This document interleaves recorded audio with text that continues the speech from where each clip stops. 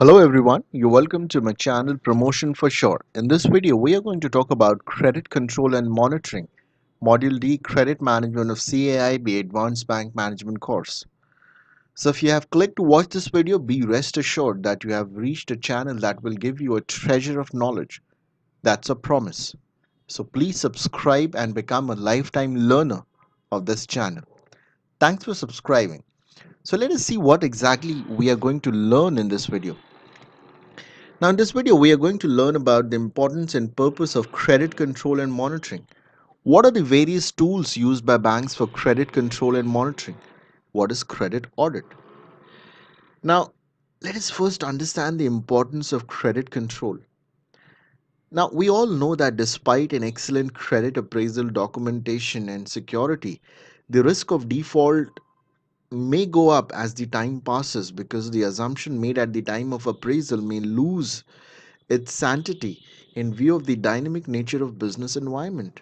So any appraisal which was done 2 years back may not have or may not hold its relevance today as well.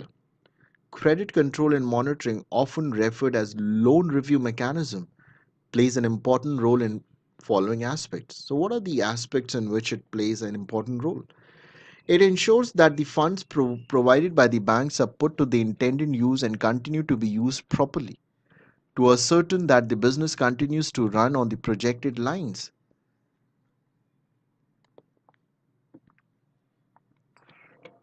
If the deterioration of the business continues despite appropriate action, the bank should decide any harsh action, such as recalling the advance or seizing the security.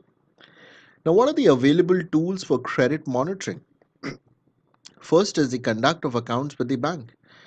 Now, this gives very useful information about financial health of the enterprise and use of the funds by it. Frequent overdrawing, return of check, bills, delays in submission of stock receivable statement, low turnover, routing of transactions with some other bank, delay in payment of interest installments, devolvement of letter of credit, invocation of bank guarantee, etc. are some of the unsatisfactory features.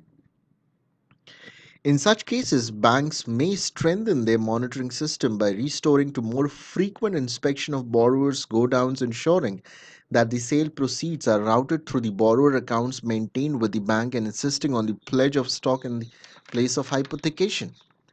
The second is periodic information submitted as per the terms of the advance. The statement of stock and receivables are to be submitted by the borrower at regular intervals, based on the basis on which the banks calculate the drawing power.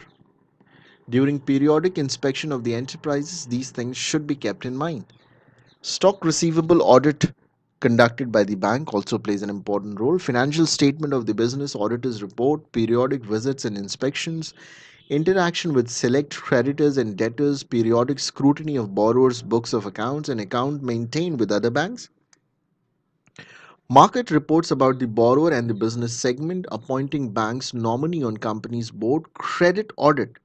Now this is important. Now credit audit is an examination of various credit functions of the bank. It is normally conducted by internal staff having adequate credit experience. Credit audit examine compliance with extant sanction and post-sanction process laid down by the bank from time to time. Each bank formulates its own policies, procedures, and organizational setup for credit audit. In some banks, credit audit plays an important role in monitoring of large value accounts also. RBI's suggestion in respect contained in the guidance note on the credit risk management are as under.